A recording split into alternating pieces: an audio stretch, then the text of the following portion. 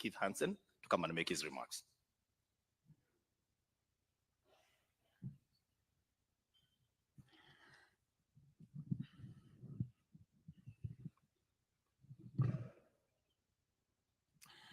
Your Excellency, Dr. William Ruto, President of the Republic of Kenya, Excellencies, Honorable Governors and Deputy Governors present, Cabinet Secretaries, all other government representatives present, Dr. Stephen Jackson, United Nations Resident Coordinator and Development Partners, distinguished guests, ladies and gentlemen, all protocols observed, and good morning. Your Excellency, it gives me and all my World Bank colleagues great and genuine pleasure to join you today at the launch of the second phase of the Kenyan Urban Support Program, which seeks to enhance the effective management of Kenya's crucial urban areas.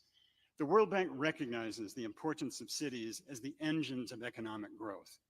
Globally, cities generate 80% of GDP and are therefore central to achieving the World Bank's pursuit of reducing poverty and boosting shared prosperity on a livable planet, as well as Kenya's own goals as captured in the Vision 2030 and other imperatives. Cities are also key, as we just heard from the Chair of the Council of Governors, to combating global crises such as climate change and pandemics. The concentration of people and assets in cities aggravates the risk of exposure to adverse natural events such as climate change and pandemics, which makes sustainable investment in cities critical. For this reason, the World Bank has been in the forefront of supporting governments to ensure effective urban development and to create green, inclusive, and resilient cities through financing projects that provide the relevant infrastructure and services to attract and sustain private investment, reduce disaster risk through urban drainage and flood management, to support cities to enhance their own source revenue, and to enhance urban planning. Our partnership with the Government of Kenya in advancing urban development and resilience has been sustained and consequential. Over the past decade, the World Bank has been proud to invest over $1.3 billion for investments in the urban sector through 3 urban sector projects whose focus is on infrastructure, services, and urban governance, including the Nairobi Metropolitan Services Project, Governor, the Kenya Informal Settlements Improvement Project, KISIP, in 2 phases, and now, in its second phase, the Kenya Urban Support Program. Together, we have successfully navigated the intricate challenges posed by rapid urbanization, striving to bridge the gap between growth and infrastructure development. Now, the challenges arising from rapid urbanization in Kenya are well documented, and Kenya has some of the fastest urbanization on the continent. While the nation has made remarkable progress, urban infrastructure and service delivery have often struggled to keep pace with that, leaving many communities without access to essential services. Fortunately, through the strategic investments facilitated under the first phase of CUSP and other urban programs, significant progress in addressing these challenges has been made. CUSP 1 helped to strengthen urban institutions across the country and provided crucial financing for infrastructure and services. So today, we stand at the brink of a new chapter in the country's urban development journey with the approval of the $300 million World Bank credit for the second phase of CUSP. CUSP 2 represents a continuation of our shared vision for sustainable urban development in Kenya. It heralds a transformative initiative aimed at strengthening the capacities of urban boards, enhancing infrastructure and services for millions of urban residents, and fostering private sector involvement in urban planning. The benefits of CUSP 2 should be manifold, encompassing both tangible improvements such as improved infrastructure and intangible gains like enhanced governance, citizen participation, and increased capacity for mainstreaming climate resilience. As urbanization continues to shape Kenya's future landscape, it's crucial to embrace it as an opportunity for poverty alleviation, economic expansion, and service provision. In order to stimulate inclusive growth and prosperity across the country, the counties will receive incentives to provide urban boards greater autonomy and financial support, while also emphasizing climate resilience and private sector involvement. And what's more, through a $50 million grant from the IDA window for host communities and refugees, CUSP 2 will support the implementation of the Refugee Act and the Sharika Plan. Specifically, It will help integrate host communities and refugee settlements and facilitate the transition of the refugee camps of Kakuma and Dadaab into new municipalities.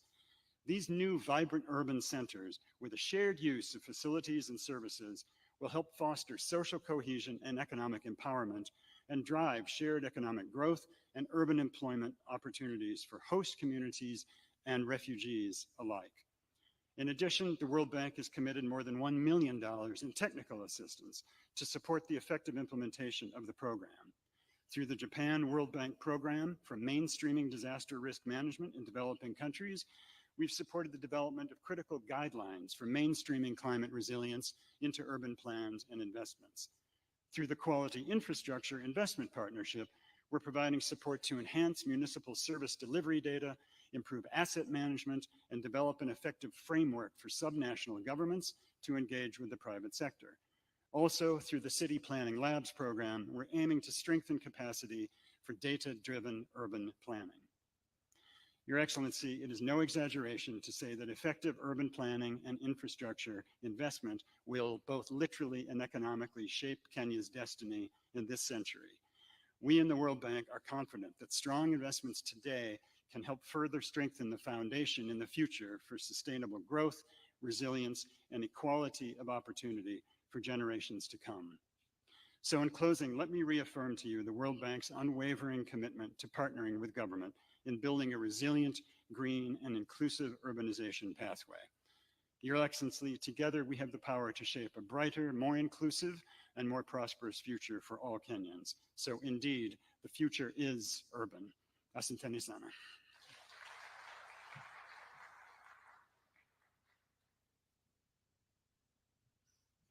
Your Excellency, I will not be coming back on stage, so allow me to make these final remarks. Your Excellency, most governors, when they come to see you, one of the things that they ask are markets. And because we know that majority of our people are traders. And it is because of that, in the year 2022, you asked me, where can we get this additional funding so that we can be able to support our governors to put more markets? And at that time, CUSP had been allocated 200 million. Through your intervention, we got an extra $100 million that will go towards that particular work. So governors, now you have the money.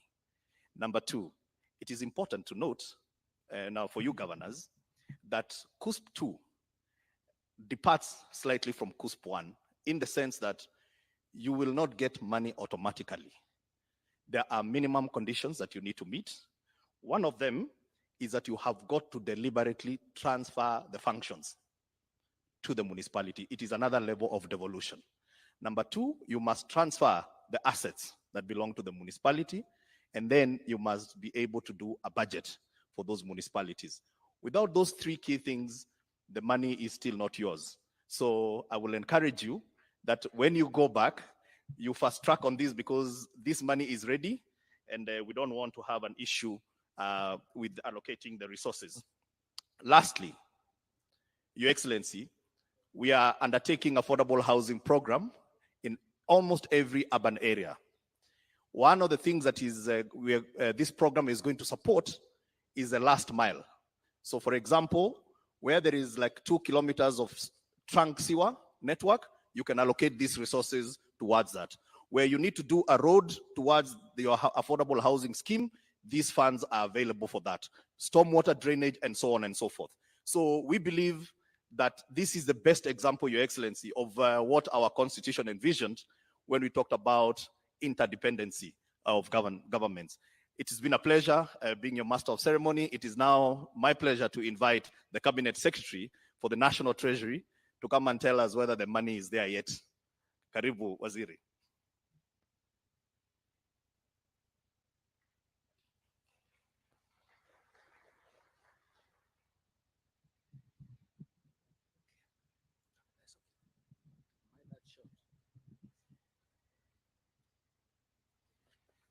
Thank you indeed, P.S. Hinga. Your Excellency, President of the Republic of Kenya, Dr. William Ruto, let me acknowledge all distinguished guests. I'm informed, and even my briefing was that we need to sustain the gains from Kenya Urban Support Program 1.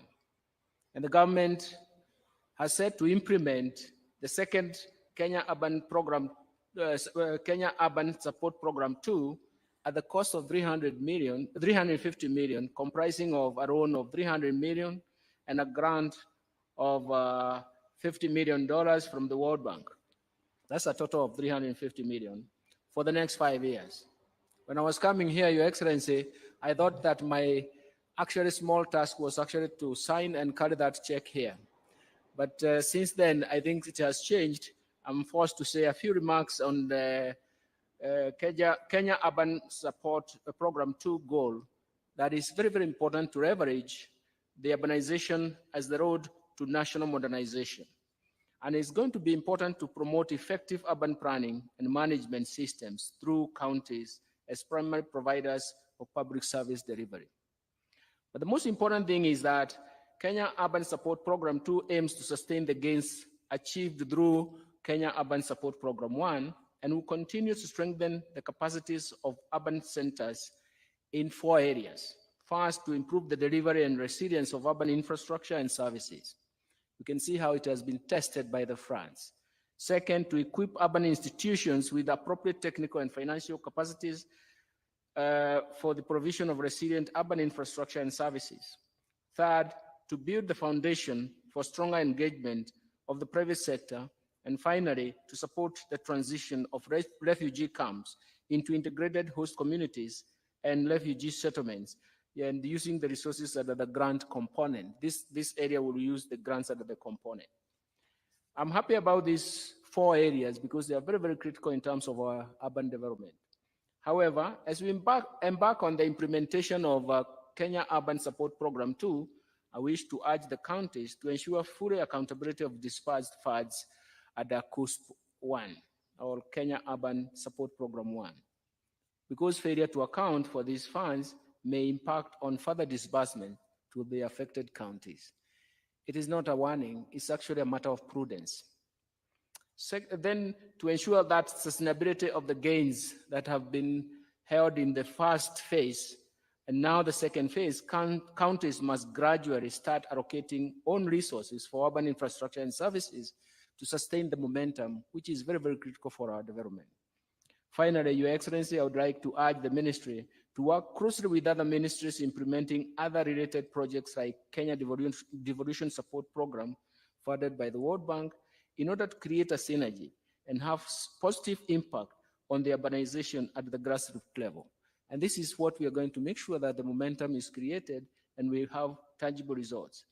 Thank you very much for this. And it's now my pleasure to invite my colleague, Professor Professor Kidiki Kithure,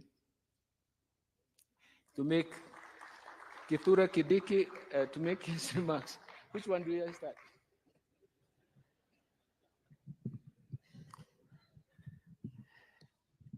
President William Ruto, and all protocols observed as established. Your Excellency, as Governor Sakaja was lamenting here about the exclusion of Nairobi and Mombasa, I was rejoicing because of the inclusion of the 2 refugee camps in this program. That is the camps in Dadaab and Kakuma, which were not part of the program phase 1 and which are now part of the program in this phase. So sorry, Governor, and just try next time. Your Excellency, sir, Kenya has been a host of many people from our region who have been affected by war and other causes of displacement in their home countries. These friends of ours from other countries have stayed with us for many years, over 3 decades, since the early 1990s. And therefore, Kenya remains as one of the most successful host countries in the world among the refugee communities. I want to thank the UNHCR and other partners and other countries of the world that have supported us, even as we host these people for this long. It has been a difficult journey, and proudly for our country, I think we have done a good job, because it's not easy to host the size of the refugee community that we have, the load that we have. At the moment, 700,000 refugees are here in this country, in Dadaab and Kakuma.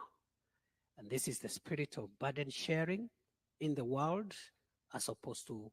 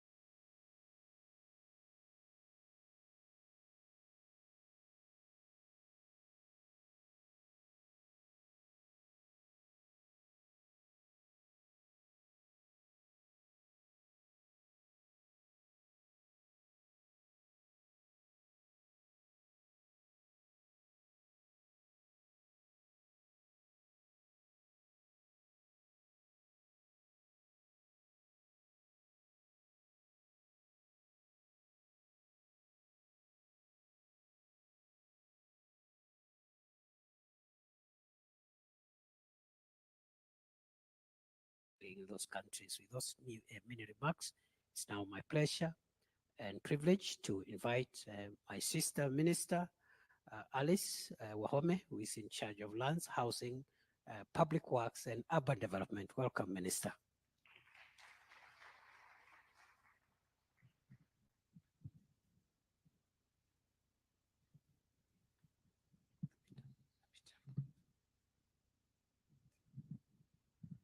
Yeah, I'm not that short. Thank you very much.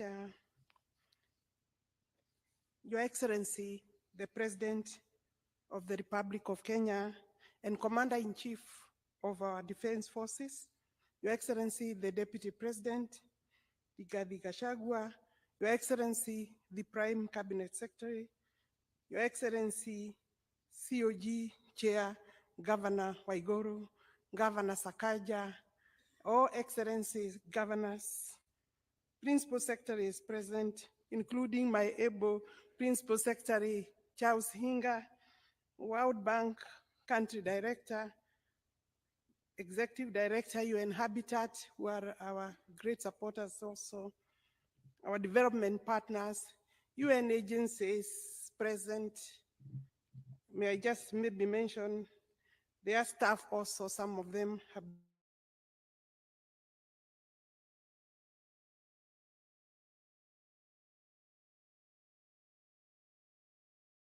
Your Excellency,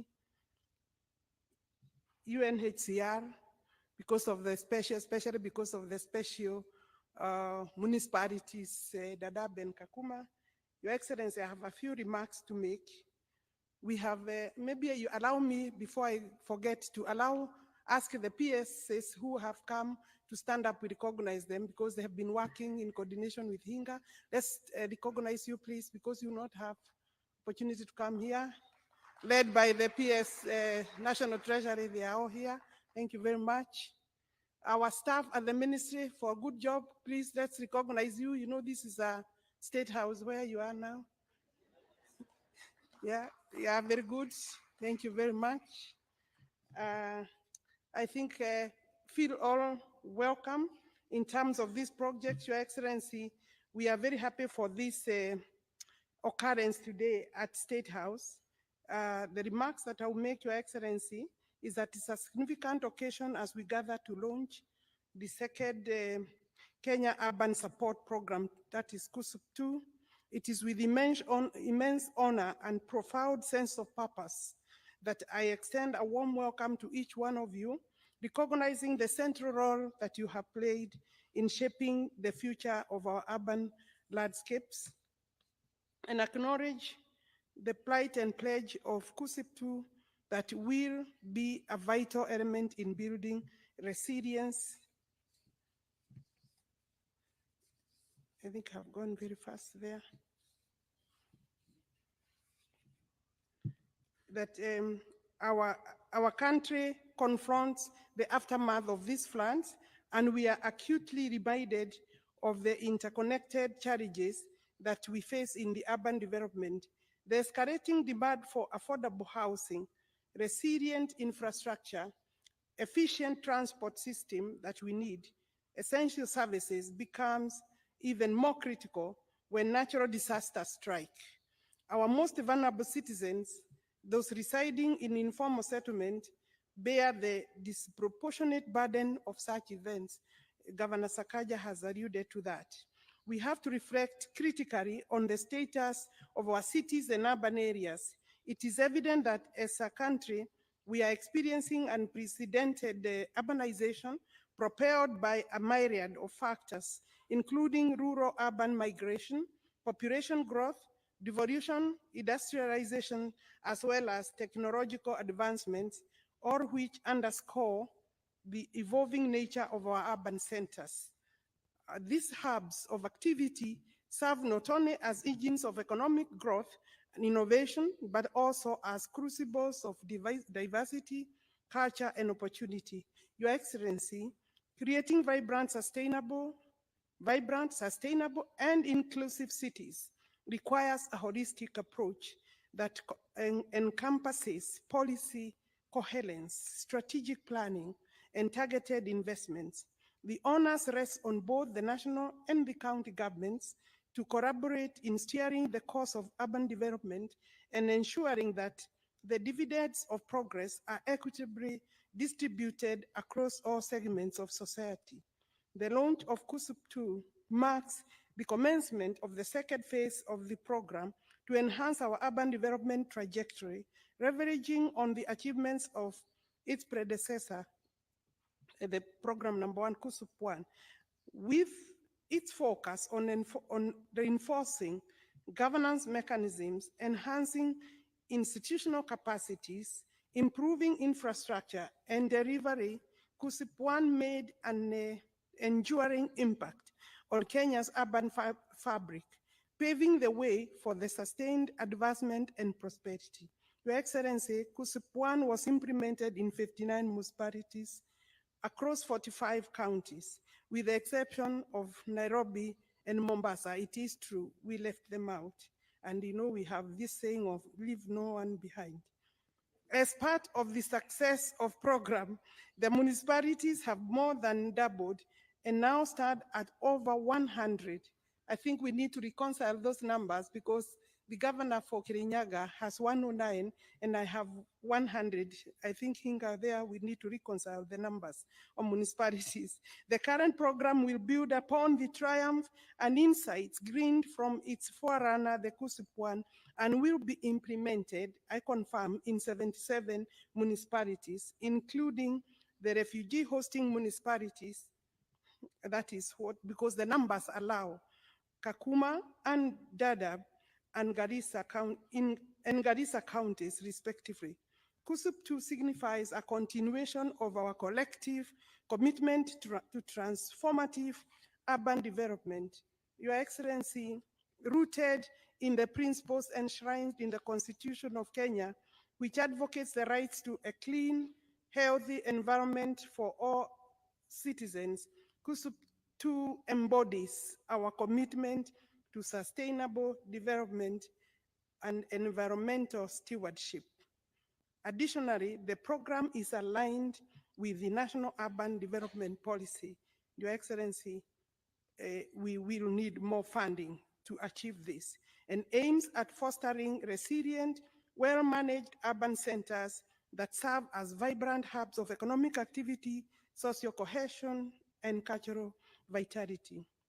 Your Excellency, the effective implementation of this program hinges on robust partnerships, collaborative engagement, stakeholder involvement at every stage of the process. By harnessing the collective expertise, resources, goodwill of government agencies, development partners, private sector entities, and local communities, we can surmount the urban challenges that confront us and forge a path towards inclusive and sustainable development. Allow me to appreciate our development partners once again, Your Excellency, the World Bank, United Nations Human Settlement Program, that is UN Habitat, Council of Governors, the Directorate of Refugee Services, and many others who we are collaborating with to ensure success of this program. In conclusion, I extend my heartfelt appreciation to all persons, all partners, and organizations dedicated to supporting the implementation of this program. Your unwavering commitment and tireless efforts are instrumental in shaping the future of our urban landscapes and enhancing the quality of life for all Kenyans. Thank you once again. Your Excellency, I know we have a partner number one in yourself, Your Excellency. When I saw you crossing Nairobi River or jumping over Nairobi River, I knew then when we come today, we will have gained a major milestone because you will push this program to see its implementation. Your Excellency, I want to confirm to the governors, it's since 2013, the Urban Areas and Cities Act did not get regulations for implementation. I want to confirm to our partners and governors that the regulations have been worked on, and last week, Parliament, delegated legislation of Parliament managed to approve it for us. We'll be remitting it to the Attorney General for publication. So we will now, after 10 years, 13 years, have regulations to implement. But may I just seek the attention of governors in terms of our towns, because we approve when you bring them. Allow robust participation of your residents, because I know members of Parliament have asked me very many questions when we were going through the regulations. They need to know how we do the delineation of the boundaries of municipalities, delineation of boundaries of towns, including markets, so that you do not get resistance when we are the implementation. So the regulations are available now, going for you, and I'm happy for this partnership. Allow me now, Your Excellency, I was to invite Musalia Mudavadi and Heji Digadiga. Yes, Your Excellency, it's now my pleasure to invite His Excellency. Allow an applause to receive His Excellency to address the gathering. Thank you, Your Excellency.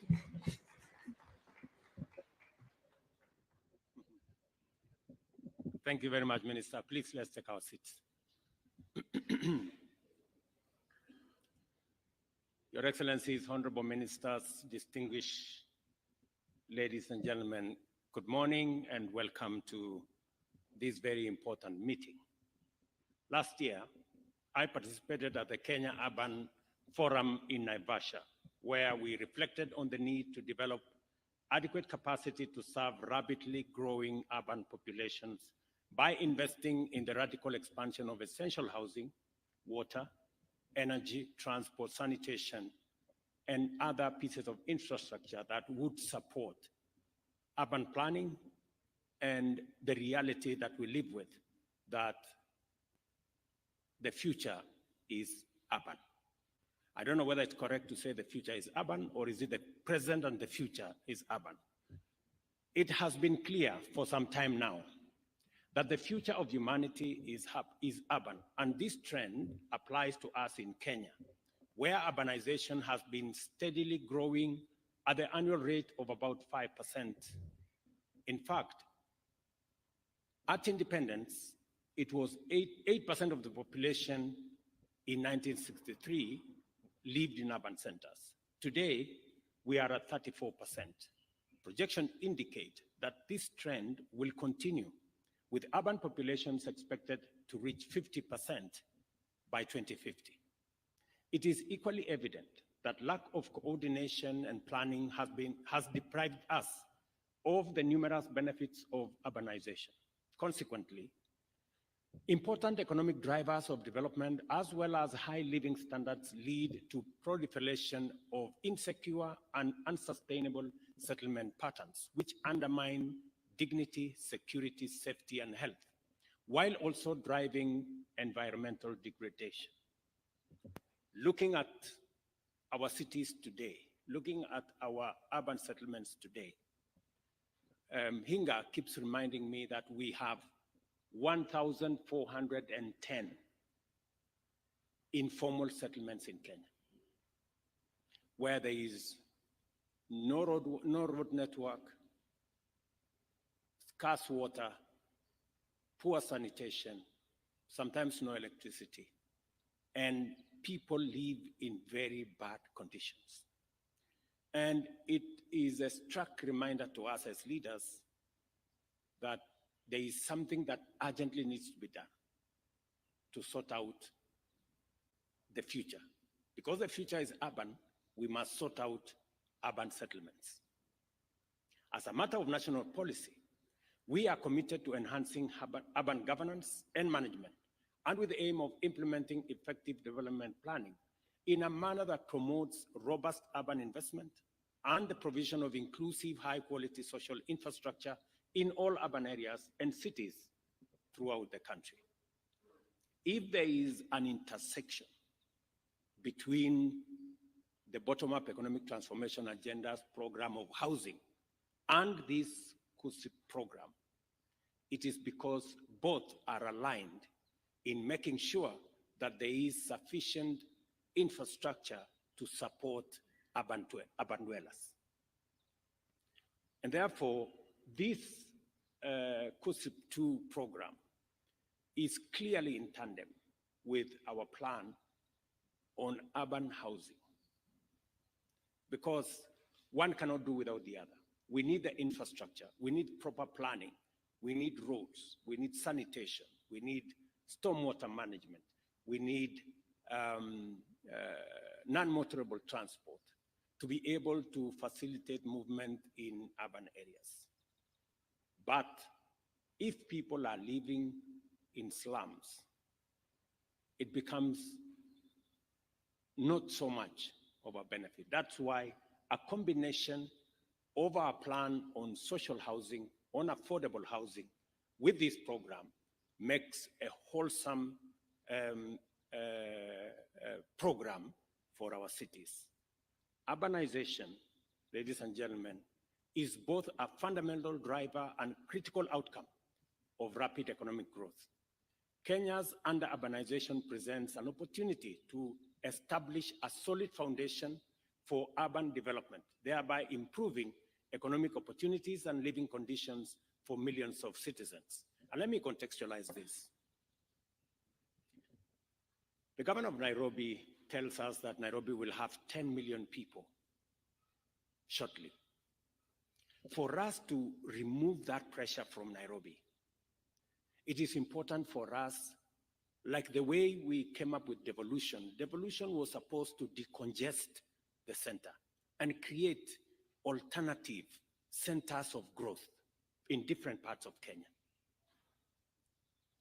Our urban planning must also give us the same opportunity. We need to decongest Nairobi and the other 5 or so major metropolises so that we create alternative settlements in smaller towns, in smaller municipalities, because we all understand that there is now competition between land that we are using for food production and land that is used for settlement.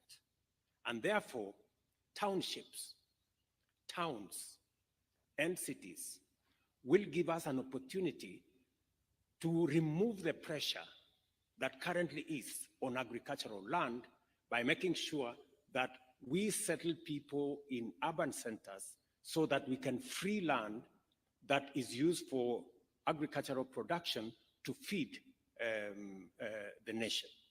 Therefore, from where I sit, we have really an opportunity. Even as we think about the municipalities, I don't think the municipalities take away from the counties. In fact, I think they build the counties. They assist the counties in making sure that pressure is not concentrated on a few towns. And the more we improve governance, the more we improve facilities in the municipalities, the greater the opportunity we give ourselves to remove pressure from the large cities. It is also the reason why we discussed about the county aggregation industrial parks to try and create alternative centers of value addition, agro-processing, possibly manufacturing. It is also the reason why today we have 6 new special economic zones targeted at exports. Again, away from Nairobi, away from Mombasa, into towns like Sagana, into towns like Thika, into Naivasha, into Nakuru, into Busia, and we will continue to expand those facilities so that we make sure that we create real alternative centers of growth, working with counties as we manage this imminent urbanization. Well-managed urbanization is integral to our economic development agenda, aligning with Vision 2030 and the attainment of sustainable development goals. Our investment in infrastructure expansion, connectivity enhancement, and overall accessibility, safety, and security improvements are informed by the fact that urban areas are the epicenters of our bottom-up economic transformation agenda. We must therefore be involved in designing and implementing the institutional architecture necessary to manage these vital investments.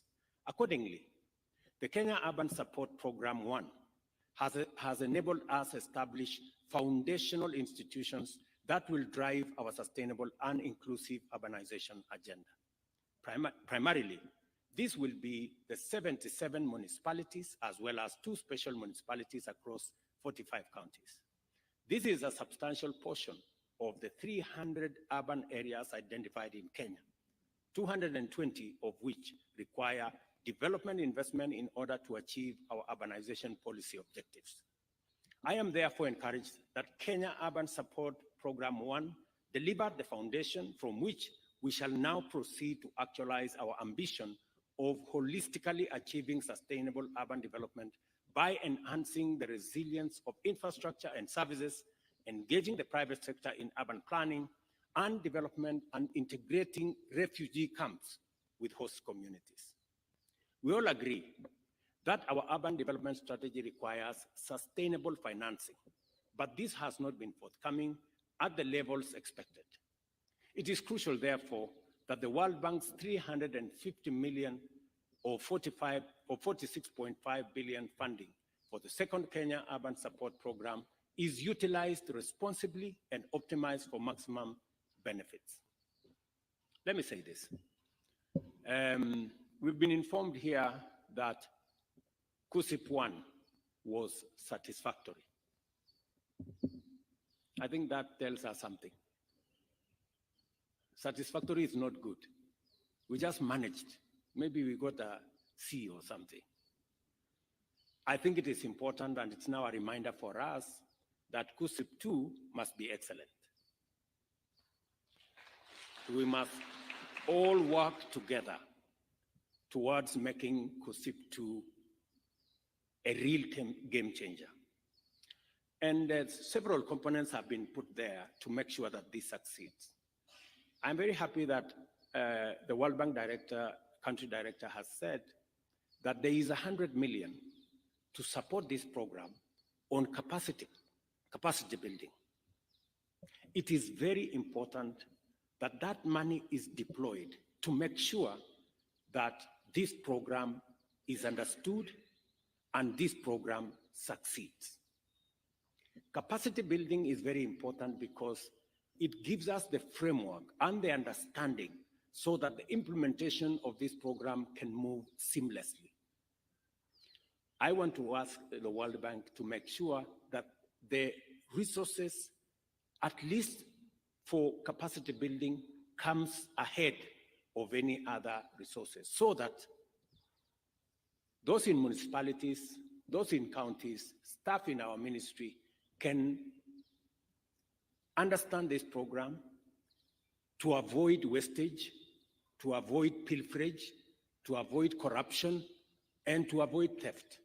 Because the reason why we were qualified as satisfactory is because certain things properly. We must get it right this time round. I want to commit to my colleagues, governors, and leaders here that we will go out of our way to assist you to make sure that this program is implemented in an accountable manner so that the people of Kenya get value for the resources that eventually we are going to pay. Equally critical is the county governments to increase on-source revenue and to allocate a greater portion to urban development activities. For our part, the national government is establishing the National Urban Development Fund to anchor the urban development agenda in a sustainable framework. I have already asked the Ministry of responsible for lands, housing and urban planning, and Treasury to sit together so that we can put a framework in place that will give us the resources, working with other partners, to assist us manage the big cities and urban areas so that Sakaja doesn't have to complain that they are left out in this program. But Sakaja has mentioned one more very important thing, that municipalities, cities, and urban areas bring Kenyans from all walks of life into one place, and they create a home there. It helps in the homogeneity of our society, bringing Kenyans together, working together. I think it is a very positive thing. It is not a negative thing when Kenyans come and live together and bond together. That is the future. And I think we should encourage townships, municipalities, cities, because that way we not only remove pressure from land for agricultural production, but we also bring Kenyans into a space where we deal with the challenge of ethnicity that undermines our nationhood as a people. There is no doubt that climate change will continue to pose mounting challenges to our development and serious threats to human health and safety, especially in urban areas, where 60% of residents live in informal settlements. I say this statement of 60% with a very heavy heart, because informal settlements, ladies and gentlemen, are very unhygienic, very indecent livelihoods where Kenyans live. And we must do whatever it takes, using the resources we have under KUSIP, will help us do planning. These resources will help us deal with stormwater, will help us deal with sewage, will help us deal with lighting, will help us deal with titling and organizing our informal settlements. And our housing plan will help us have decent homes for these Kenyans. We have close to 7 million people in Kenya living in informal settlements, and they deserve our attention. The ongoing flooding, owing to abnormally high rainfall, underscores the urgent need for us to address this issue with very particular and specific attention. I am therefore delighted that the second urban support program has a strong climate change mitigation and resilience component, which further demonstrates our commitment to build adaptable cities and communities that are resilient in the face. The focus on the most vulnerable through building climate resilience for the urban poor is very commendable. And I will be looking out specifically for municipalities, cities, and towns that are keen on making sure that we support the urban poor. The synergy between the Kenya Urban Support Program and our bottom-up economic transformation agenda is unmistakable. In particular, the program's alignment with the affordable housing strategy pillar presents a unique opportunity to invest in urban infrastructure that supports the realization of the affordable housing objectives in order to deliver holistic, sustainable, and inclusive urban development. As we embark on implementing the second urban support program, we must take advantage of both the achievements and lessons of its predecessor, the most salient of which is the seamless coordination and effective partnership between the national and county governments. The State Department of Housing remains our focal point and must redouble its effort to ensure the project's success is achieved. And I'm very happy staff of the Ministry of the Department of Housing are here to listen to me say this. It is very important. With their tremendous contribution to GDP, our urban areas are significant economic engines and centers of technology development and innovation. In fact, the 5 largest cities alone account for over 70% of our total GDP in Kenya. It follows that their governance and management matters fundamentally for national development. It is critical that county governments prioritize the establishment of full-fledged urban institutions with robust governance and management. Again, I heard Hansen say clearly that they are also going to use resources to support the governance of these cities.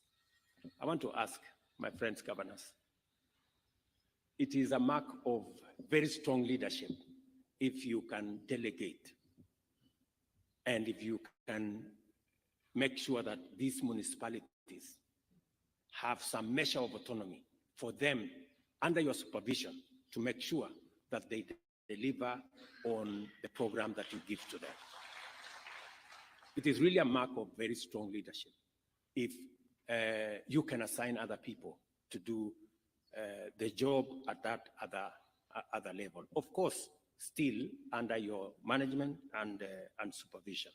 And I think this program will be keen on how governance relations between the municipalities, the cities, the counties, of course, and the national government, how we relate for the better delivery of this program. I take this opportunity to appreciate with gratitude the support of the World Bank, whose investment and leadership have done so much for the transformation of our centers of accelerated development.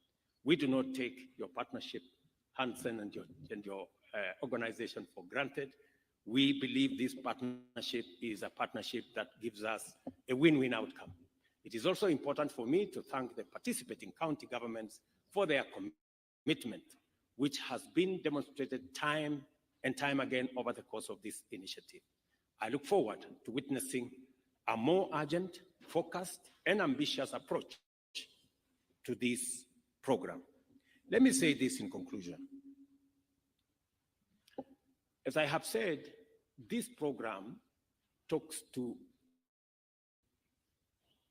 an imperative that we cannot change, urbanization. As to whether the future is urban or not, I think we have settled that subject. The future is urban. It is now up to us. Are we going to have towns, municipalities, and cities that are planned, or are we going to leave it to be chaotic and confused? The responsibility is ours. Now, with KUSIP 1, we made some strides. We saw a lot of non-motorable transport, several hundred kilometers. We saw a lot of stormwater management. We saw a lot of sewage extension programs. We saw planning of different parts of cities. We now have an opportunity to scale that up. And the resources now we have will give us an opportunity as we do housing. You have the opportunity working with us to make sure that that program dovetails into this KUSIP program in terms of where you choose to deploy the road infrastructure, where you choose to deploy our sewage management system, where you choose to deploy non-motorable pathways and those other programs, how we plan cities more. We have agreed that the program of housing is going to be done in conjunction with the county governments. The housing fund now has representation from multi-stakeholders so that we can all move together as we plan our cities. As I have said, there is $100 million, Hanson, did you say, for capacity, $1 million. $1 million for capacity building. Those resources are important, as I said, so that we can improve on the governance, we can improve on the understanding, and it gives us better leverage on the understanding to deliver on this program. So again, we appreciate the $100 million, the $1 million, sorry, and I will ask the National Treasury, in the event that there is need for that kitty to be expanded, we should expand that kitty for greater understanding and greater knowledge so that we can make sure that all those who will have an opportunity to deliver on this program have the requisite understanding so that we don't get a satisfactory outcome, we get an excellent outcome this time around. Let me also say that there's a component that has been said contextualizing this program about on-source revenue. I know when we spoke about on-source revenue, there is a bit of discomfort. But let me say this. Of the money we have here is $300 million. That's about 40 billion. That 40 billion is a loan. It is not free money. And it is money that has been contributed by other countries. And those countries have had to collect money from their citizens to give to World Bank so that World Bank can loan to us. It's just as simple as that. It means even as we use other people's savings, we must begin to grow our own savings. That is the message. Because this loan we have to pay. It's not free money. So we must begin to internalize own source revenue. The same way nationally we are internalizing raising our own taxes. It is just as simple as that.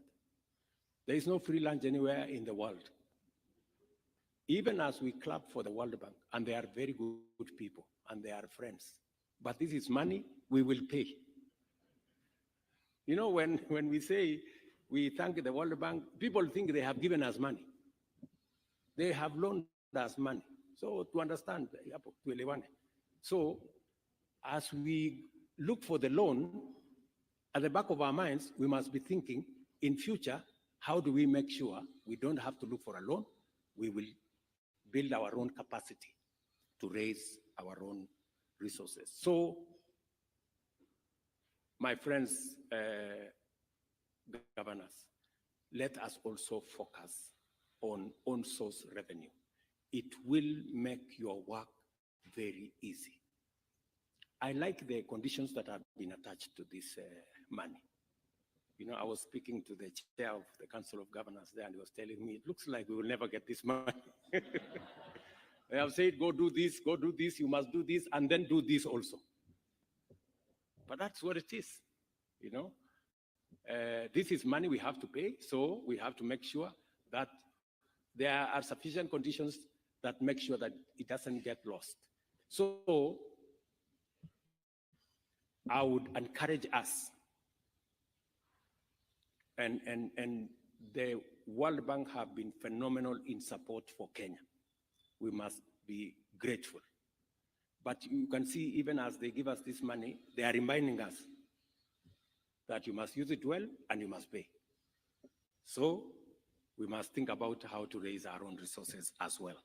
That will go a long way in making sure the partnership between us and the World Bank is meaningful. The World Bank must also know that we appreciate their money, but we are also doing something about raising our own resources. Let me say this in conclusion, that the partnership we have, and a very positive partnership, now that we have our housing program, we have COSIP, and we have what majority of counties are working with us towards the delivery of this plan, because we all appreciate that the future is urban. We must also build an urban future that integrates all the communities of the Republic of Kenya. This urbanization must help us solve the question of ethnicity and give Kenyans a chance to live together. And why do I say that? Amongst the two cities, the ones Professor Kindiki talked about, is Dadaab and Kakuma. So Dadaab and Kakuma, we have communities who don't come from Kenya. These are communities that come from elsewhere. But what have we done as a country? We have said, if somebody has stayed for 30 years in Kenya, their children have been born in Kenya, they certainly belong to Kenya. And therefore, we need also to support them with livelihoods. We need to support them to do business. We need to support them to grow the towns. So let me ask you, if we are giving an opportunity for people who are not even Kenyan, why shouldn't we support other Kenyans to live in all the towns that we have in Kenya? I mean, it just makes sense. That should be the case. That's a natural. Because we now live in a global village. We like it, we don't like it. As we are talking, we are busy signing another 19 bilateral labor agreements for Kenyans to go and work in other people's cities. So we must reciprocate by making sure that those people from other areas also have a home in Kenya, the way Kenyans have homes in other cities of the world. So we need to work together in that direction. And I'm really proud of the partnership between the national and county governments and our partners, the World Bank and all the other agencies. Ladies and gentlemen, the second phase of the Kenya Urban Support Program is now officially launched. Thank you very much, and God bless you. Asante sana.